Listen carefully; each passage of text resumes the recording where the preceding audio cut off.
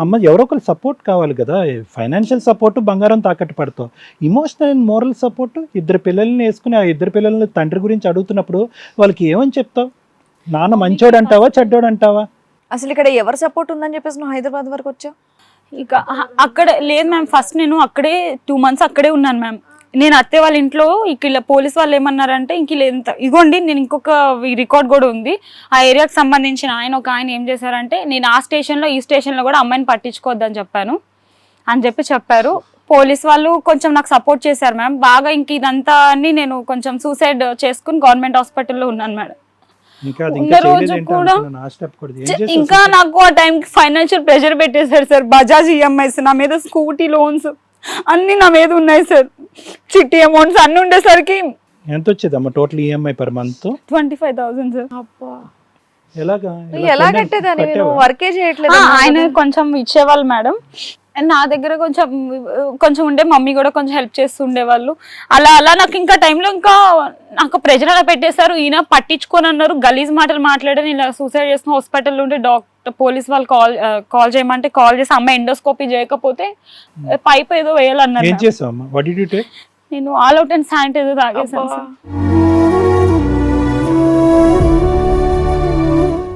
Clean చేయించుకున్నావా? చేశాను madam. చేశాక కూడా ఆయన హాస్పిటల్ ఉన్నప్పుడు కూడా రాలేదు సార్ నా దగ్గరికి. తర్వాత అప్పుడు కూడా పోలీస్ ఆయన వచ్చి ఒక్క మాట అన్నారు, అమ్మ ఈ ఈఎంఐస్ అన్ని మీ హస్బెండ్ నీ పేరు మీద తీసుకున్నారు, బట్ వీళ్ళ సూసైడ్ చేసుకుని 2-3 lakhs కోసం అప్పుల కోసం చచ్చిపోతే రేపు ఇంకొక పెళ్లి చేసుకుంటే ఆ అమ్మాయి నీ పిల్లల్ని ఎట్లా చూసుకుంటది? ఆల్ అవుట్ శానిటైజర్ మిక్స్ చేసుకుని కాక్టైల్ తాగావు, పిల్లలు ఎక్కడ ఉన్నారు? పిల్లల గురించి ఒక్క సెకండ్ కూడా ఆలోచించలేదా నువ్వు? నేను ఇంకా అప్పుడు ఏమో ఆలోచించలేకపోయాను మేడం. వాళ్ళ అయ్య చూస్తే ఒక దిక్కున, తల్లి చూస్తే సూసైడ్ అటెంప్ట్లు, ఇంకెందుకమ్మా పిల్లలు? ఇష్టం వచ్చినట్టు కొట్టేసి, నేను మ్యారేజ్ కి ముందు పిక్ చూడండి సార్ ఎంతలా ఉండేదాన్నో, నన్ను ఇలా తయారు చేసింది కూడా మొత్తం వాళ్ళే మేడం. సరే అమ్మా, వాళ్ళు ఇలా చేశారు, కానీ నువ్వు చనిపోవటం అనేటటువంటిది నీ స్వార్థం కాదా? సిజేరియన్ సెక్షన్లు చేసుకుని 7 రోజులు 10 రోజుల పాటు కుట్లు వేయించుకుని హాస్పిటల్లో కూర్చుని ఉమ్మనీరు తాగినటువంటి పిల్లల్ని కింద మీద కనిపించేది దీని గురించి అమ్మా, తల్లి అని పిల్లలుగా చంపేసుకునే. ఏమ్మా ఎందుకు నువ్వు ఉన్నావు హైదరాబాద్లో? ఇంకా మేడం అన్న క్వశ్చన్కి ఇంకా సమాధానం రాలేదు. Why are you in Hyderabad? ఇంక మమ్మీ వాళ్ళ దగ్గరికి ఇంకెళ్ళారా, మమ్మీ వాళ్ళు చూసుకోవడానికి లేదు సార్. ఇక్కడ ఏదైనా జాబ్ చేద్దాం, ఇండివిడువల్ గా సెటిల్ అయ్యి జాబ్ చేసుకొని పిల్లలిద్దరిని పోషించుకుందాం. ఇక్కడికి ఎందుకు వచ్చారు ఈ షోకి? ఈ షోకి రావడానికి రీజన్ మేడం, నేను అతనికి నోటీసులు పంపిస్తున్నా మేడం. ఎవరి ద్వారా? అడ్వకేట్ ద్వారా. రెస్పాండ్ అవ్వట్లేదు సార్. ఆ కేసు కోసం హీరింగ్కి వెళ్తారేమో, నాది వస్తుంది కదా మాట్లాడదాం అనుకున్నా, దానికి వెళ్ళట్లేదు. నేను ఉన్న గోల్ వరకు 2 months మెయింటైన్ చేశాను. అండ్ మమ్మీ దగ్గరికి వెళ్దాము అంటే మమ్మీ ఫంక్షన్ మీదే తన ఇన్కమ్. ప్రెసెంట్ మమ్మీకి హెల్త్ ఇష్యూలో మమ్మీ జాబ్ చేయట్లేదు, అక్కడ ఓన్ హౌస్, అక్కడ తమ్ముడు వాళ్ళతో మమ్మీ ఉంటుంది. నేను ఇంక మమ్మీ నీకు నేను బర్డెన్ కాలేనులే, నేను ఇక్కడ కూడా చూసుకోవాలి కదా, ఓన్ హౌస్ అని మమ్మీ అక్కడే ఉంటున్నారు.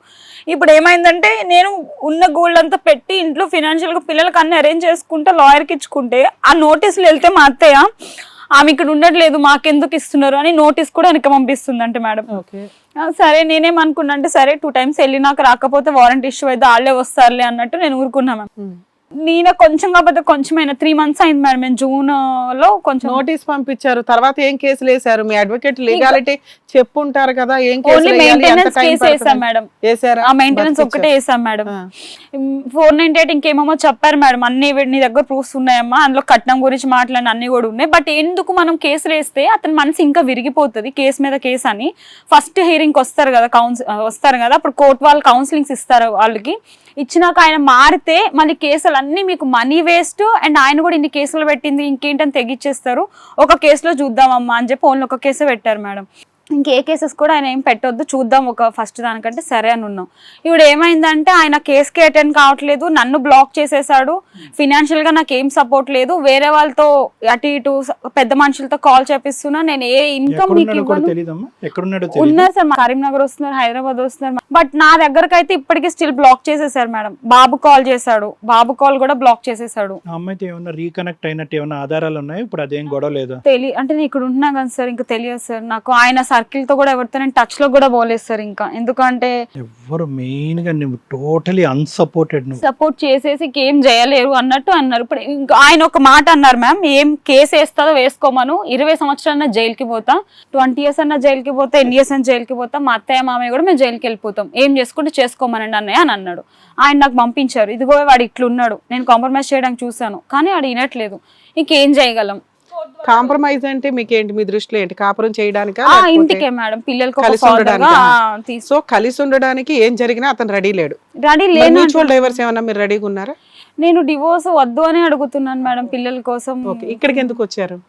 అతనికి ఒక్కసారి పిలిపించి మాట్లాడతారని మేడం, లేదా ఫోన్ కాల్, అసలు ఎందుకు అతను 20 సంవత్సరాలన్నా కోట్ల చుట్టూ తిరుగుతానన్న వ్యక్తి టీవీ షోలకు పిలిస్తే వచ్చి మాట్లాడేస్తాడా? అతనికి ఉండే అటిట్యూడ్ తో ఉన్నాడు కదా, అతను తెగిచ్చేసాడు, ఏం జరిగితే అది జరగని అని. ఒకటి, ఆయన మీరు అన్నట్లు కలిసి ఉండడానికి ప్రిపేర్ అవ్వాలి. 2, మీరు ఆయన అన్నట్లు విడాకులకి ప్రిపేర్ అవ్వాలి. ఈ రెండిట్లో ఎవరో ఒకళ్ళు తగ్గేదాకా ఈ జీవితం ఇలాగే నడుస్తా ఉంటది. దానికి కొంత లీగాలిటీ ఏంటి, ఎలా ప్రొసీడింగ్స్ చెప్తా సార్ మాట్లాడినాక. అదే సార్ విన్నారు కదా సార్ వాళ్ళ వర్షన్, మీరేమంటారు? అసలు ఎంత బాధగా ఉంటుంది తెలుసా? ఒకటి నీ గురించి బాధపడట్లేదు, ఒకటి మీ తల్లి ఎంత కష్టపడి తండ్రి 10th స్టాండర్డ్లో చనిపోయిన తర్వాత ఒంటి చేతి మీద కాయ కష్టం చేసుకుని పిల్లల్ని ఈ స్థాయి వరకు తీసుకొచ్చిన తర్వాత, అంటే నువ్వు మాట్లాడేటటువంటి తీరు బట్టి నీ ఐక్యూ లెవెల్ అబోవ్ 94 or 98 ఉంటుంది. అంటే మాట్లాడే తీరు బట్టి ఐక్యూ లెవెల్స్ చెప్తూ ఉంటాం, అది నాకు అలవాటు. 94 to 95 అలా అనుకున్నట్టుగానే బీటెక్ సిఎస్సి 68% గ్రాడ్యుయేట్ నువ్వు. అంటే ఇది నీ గురించి చెప్పట్లేదమ్మా, నీ చేతిలో ఆల్రెడీ కాలిపోయినాయి, ఇప్పుడు ఆకులు ఎక్కడ ఉన్నాయనేది ఎతుకుతున్నావు, అది వేరే విషయం. ఆకులు దొరుకుతాయా లేదా అనేది తర్వాత చూద్దాం. ఇది ఒక పాయింట్. రెండోది ఏంటంటే అక్కడ నువ్వు చదువును అన్యాయం చేసావు. మీ అమ్మ ఏదైతే కనుక ఒక ఆశ పెట్టుకుని నువ్వు ఏ స్థాయిలో ఉండాలి అని అనుకున్నావో, ఆఖరికి పెన్షన్ మీద పడేటటువంటి తల్లి మీద నువ్వు మళ్ళీ వాలి బతకలేక, అమ్మ నీ పెన్షన్తో నువ్వు తిండి తిను, నాకు నీ డబ్బు అవసరం లేదని చెప్పి నీ మట్టుకు నువ్వు అనుకున్నావు, అక్కడ మీ తల్లిని అన్యాయం చేసావు. మూడోది ఏంటంటే కనుక అత్తగారు, ఇప్పుడు ముఖ్యంగా ఏంటంటే అన్నిట్లకంటే గోల్డ్ స్టాండర్డ్ సర్టిఫికేట్ ఏదన్నా ఉంది అంటే కనుక నువ్వు ప్రేమించేటటువంటి టైంలో గోల్డ్ స్టాండర్డ్ సర్టిఫికేట్ అని నేను అంటాను. ఆ అబ్బాయి యొక్క తల్లి ఒక్కతే, అమ్మ ఖబర్దారమ్మ తస్మాత్ జాగ్రత్త, మా అబ్బాయికి నీతో పాటు 10 మంది ఉన్నారు, వాళ్ళకి నీకు ఉన్న డిఫరెన్స్ ఏంటంటే నేను పెళ్లి చేసుకుంటున్నాను, వాడిని చేసుకోవట్లేదు అనేది ఇండైరెక్ట్గా నీకు చెప్పటం.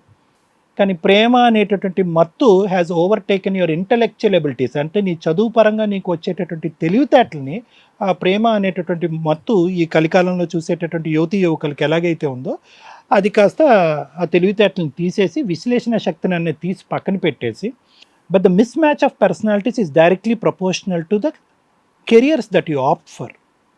చాలా సందర్భాల్లో డాక్టర్స్ వెళ్ళి డాక్టర్స్నే పెళ్లి చేసుకోవటం అనేది జరుగుతూ ఉంటుంది. ఇంజనీర్స్ వెళ్ళి ఇంజనీర్స్ని చేసుకుంటారు, లాయర్స్ వెళ్ళి లాయర్స్ని చేసుకుంటారు. ఎందుకంటే అక్కడ వ్యక్తిత్వాల పరంగా ఆలోచన అనేటటువంటిది మ్యాచ్ అయ్యేటటువంటి విధంగా ఉంటుంది అనేటటువంటి ఒక పద్ధతి. ఎప్పుడైతే కనుక ఆ అబ్బాయిని నువ్వు పెళ్లి చేసుకున్నావో, ఆటోమేటిక్గా నీది ఒక పద్ధతి అయినటువంటి ఒక ప్రాసెస్. ఎంత శాలరీ వస్తుందో చెప్పగలవు, ఏ టైం ఆఫీస్కి వెళ్తావు, ఏ టైం ఇంటికి వస్తావు అనేది చెప్పగలవు. ఒక స్పెసిఫిక్ ఈఎంఐలు ఉంటే కనుక అవి ఎలా క్లియర్ చేసుకోవటం, నెలసరి ఎంత ఖర్చులు అవుతాయని చెప్పచ్చు, ఎంత మిగులుతుందని చెప్పచ్చు. కానీ అక్కడ అది కాదు. ఒక సిస్టమేటిక్ లైఫ్ స్టైల్ అనేది ఉండొచ్చు, ఉండకపోవచ్చు, అది పెళ్లి తర్వాత కంటిన్యూ అవ్వచ్చు, కంటిన్యూ అవ్వకపోవచ్చు. సో ఇది చాలా మిస్ మ్యాచ్. ఒకటి మీ అత్తగారు చెప్పినటువంటి అంశం, రెండోది ప్రొఫెషనల్ మిస్ మ్యాచ్ అనేటటువంటి ఉంది. సరే, ఒక ప్రేమ ఆ యంగ్ ఏజ్లో ఒక అట్రాక్ట్ అయ్యారు, పెళ్లి చేసుకున్నారు. పెళ్లి చేసుకున్న తర్వాత ఇక్కడ ఏమైంది అంటేనమ్మా, ఎక్కడ ఆ బాండ్ క్రియేట్ చేయడానికి ఎందుకు మీ అమ్మగారు ఈ పెళ్ళికి రాలేదు? కోవిడ్ టైంలో కూడా అటువైపు 20 మంది ఇటువైపు 20 మంది ఉన్నారు అంటే కనుక ఎంత ఫ్రస్ట్రేట్ అవుతే కనుక ఉన్న ఒక్క కూతురు పెళ్ళికి ఒక తల్లి రాదు. 2 కొడుకులుండి ఒక కూతురు ఉంటే కనుక ఎంత అల్లారు ముద్దుగా ఆ అమ్మాయి ఆ తల్లి నిన్ను పెంచుంటుంది, ఎన్ని ఫీజులు కట్టి నిన్ను బీటెక్ చదివించుంటుంది, ఎంత ఖర్చు పెట్టుంటుంది. సరే, ఖర్చు మాట పక్కన పెట్టండి. కానీ ఒక ఆడపిల్ల పెళ్ళికి తండ్రి లేనటువంటి ఒక కుటుంబంలో ఆ తల్లి ఎంత పెద్ద పాత్ర పోషించాలి. అసలు ముందస్తు వచ్చి దగ్గరుండి పెళ్లి చేయాలంటే కనుక ఆవిడ మనసు ఎంత ఇరిగిపోయి ఉంటే కనుక, ఏం చూడటం వల్ల మా అమ్మ మనసు ఇరిగిపోయింది అంటే కనుక, ఒక తల్లికి 10-12 విశ్లేషణ శక్తులు అక్కర్లేదమ్మా, ఆధారాలు అక్కర్లేదు. వాళ్ళ ఇన్స్టింక్ట్ చెప్తుంది. వాళ్ళ ఇన్స్టింక్ట్ ఏంటంటే కనుక వాళ్ళ 6th 7th కాన్షియస్ ఏదైతే ఉంటుందో ఆ మైండ్ స్టేట్, మా అమ్మాయికి ఏ వృత్తి విద్య వచ్చేటటువంటి అబ్బాయి సూట్ అవుతాడు, ఎలాంటి అబ్బాయితో మా అమ్మాయి మసలగలదు ఉండగలదు అనేటటువంటి అంశాలు విశ్లేషణ శక్తి బట్టి చెప్పగలరు తల్లి.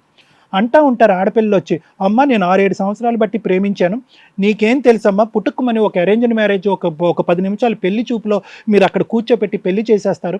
6-7 సంవత్సరాల పాటు తెలుసుకున్నటువంటి అబ్బాయి కంటే మీరు 10 నిమిషాలు పెళ్లి చూపుల్లో కూర్చోపెట్టినటువంటి అబ్బాయే ఎక్కువ అని మీరు అంటూ ఉంటారు. కాదు, దయచేసి అలా అనుకోకండి.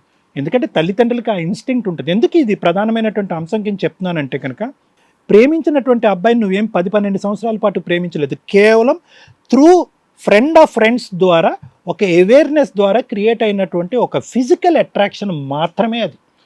నేనైతే మాత్రం ఆ 1 year పాటు జరిగినటువంటి ప్రయాణానికి ప్రేమ అనేటటువంటి పదాన్ని పెట్టను, నెంబర్ 1. నెంబర్ 2 ఏంటంటే, అది కేవలం నీ ఇంటలెక్చువల్ బ్రెయిన్తో నువ్వు విశ్లేషించినటువంటిది. అక్కడ ఉండేటటువంటి వాళ్ళు కామన్ ఫ్రెండ్స్ అందరూ కూడా ఆ అబ్బాయికి చాలా దగ్గర, నీకు కొంతవరకు దగ్గరే. ఎందుకంటే అదే పెద్ద మనుషులు మొన్న డిసెంబర్లో వేరే పెళ్లి కూడా చేశారు. సో ఇదంతా ఒక గూటుపుటాని, ఇదంతా ఒక ఆనవాయితీ. ఆ పెద్ద మనిషి మాట్లాడినటువంటి ఆ ఫోన్ కాన్వర్జేషన్ వింటే కనుక వీళ్ళకి ఏంటంటే ఇది సర్వసహజం, ఇది కామన్, చాలా సందర్భాల్లో జరిగింది, ఇక్కడ కూడా జరుగుతుంది. అది number 1. Number 2 most important factor ఏంటంటే కనుక, నీ చదువు నీకు బ్రేక్ అయ్యలేదు. 2 తల్లులు వచ్చి చెప్పినటువంటి ఒక అంశం, మీ తల్లి వద్దు అంది, ఆ తల్లి వద్దు అంది. లేదమ్మా చేతులు తీసుకెళ్ళి పొయ్యిలో పెట్టుకుంటాను అని అంటే కనుక, నీలాంటి వ్యక్తులు వస్తే కనుక ఆ తల్లిదేం పోయింది, అట్లీస్ట్ పెళ్లి చేస్తే కనుక పిచ్చి కుదురుతుంది, ఈ ఆడవాళ్ళ పిచ్చి ఏదైతే నాకు కొడుకుందో ఈ అమ్మాయి పెళ్లి చేసుకుంటే కనుక ఆ కోరికలు కాస్త తీరితే కనుక ఈడు గాడిలో పడతాడని చెప్పి నువ్వు చేతులారో ఒక డాక్టర్ కింద వచ్చి ఆ అబ్బాయి జీవితంలో ప్రయాణానికి వస్తే కనుక నీ జీవితాన్ని సాక్రిఫైస్ చేసుకుని ఏ తల్లి ఆపుతుంది? ఇప్పుడు ఆ తల్లి నీకు శత్రువైంది, మీ అత్తగారే నీకు శత్రువైంది, అది వేరే విషయం. అక్కడ 1,00,000 కారణాలు ఉన్నాయి, తర్వాత మాట్లాడుకోవచ్చు. కానీ ఒక మనిషికి తన్ని తాను ఆపుకోవటానికి ఇంతకంటే ఎక్కువ బ్రేక్స్ ఉంటాయా? ఉండవు. కానీ నీకు అన్ని బ్రేక్స్ ఉన్నాయి. Now coming to the 4th point. ఎన్ని అంశాలు ఉన్నాయి నీ జీవితంలో నీకు చెప్తున్నాను, ఇప్పటికైనా రియలైజ్ అవ్వు. నెక్స్ట్ ఏంటి నీ లైఫ్లో? ఇప్పటికీ నువ్వు చిన్నపిల్లవి, 26 to 27 years, నువ్వు ఒక యంగ్ అడల్ట్. భవిష్యత్ అంతా కొనకు ఒక 70-75 సంవత్సరాలు నీ కళ్ళెదురుగుంటా ఉంది. అట్లీస్ట్ ఇప్పటికైనా కూడా 2 పిల్లల్ని ఎత్తుకున్నటువంటి నువ్వు ఇప్పటికైనా ఒక సరైనటువంటి నిర్ణయం తీసుకోవాలి.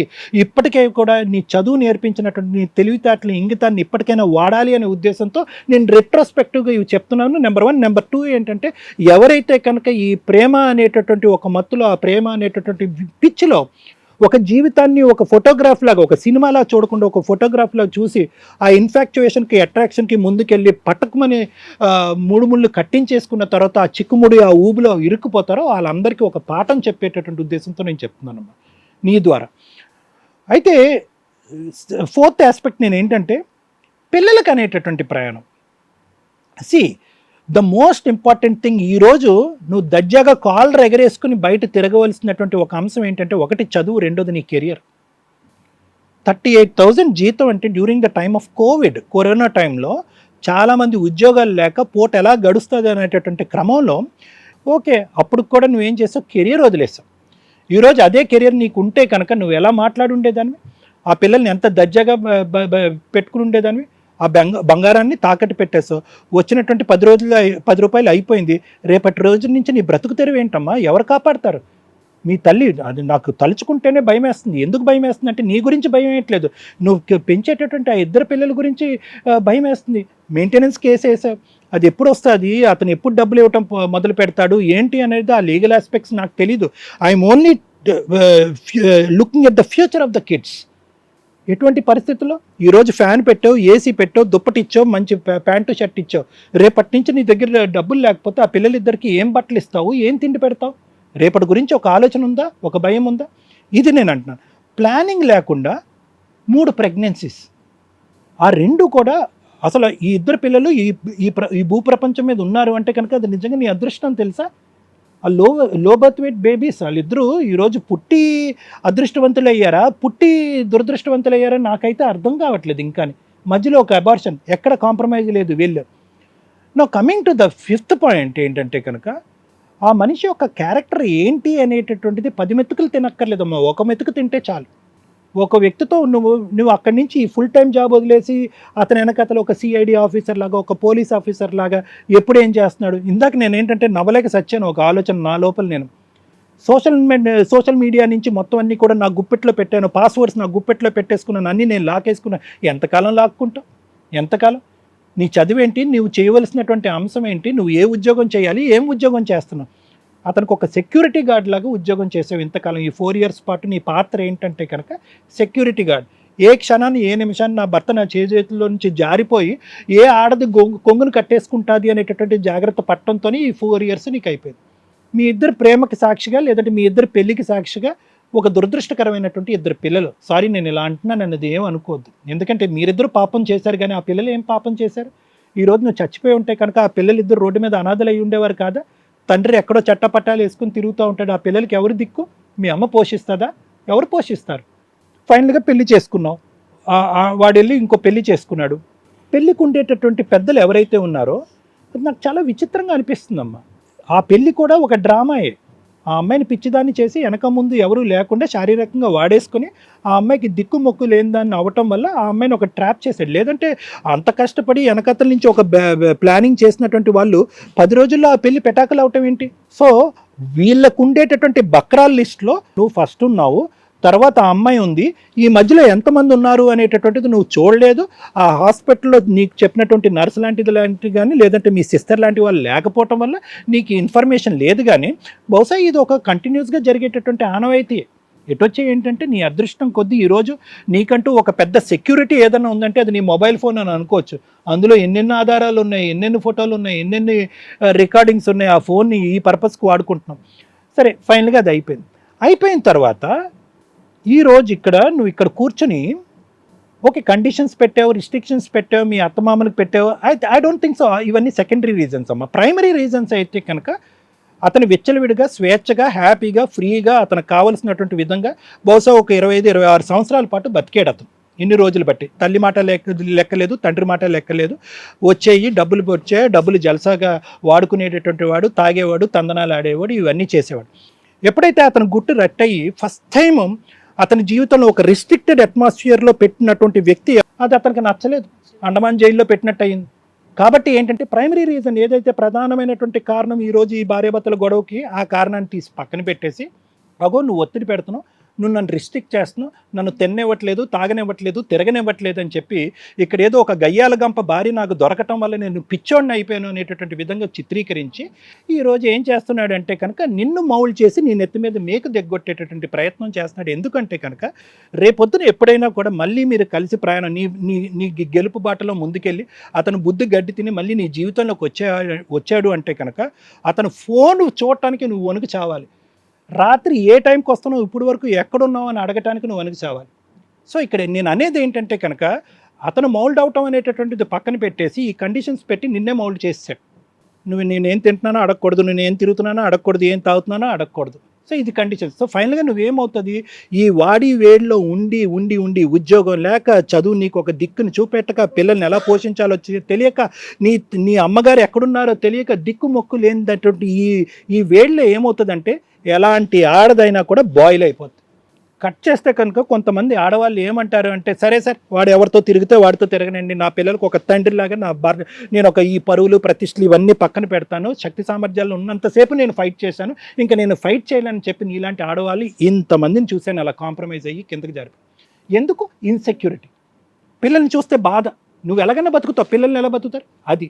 సో ఆ లూప్లో అతను వస్తున్నాడు అనేటటువంటిది నా నమ్మకం. ఇప్పుడు నువ్వేమంటున్నావు, ఇన్ని చేసినా అతనే కావాలండి, మారకపోయినా అతనే కావాలి.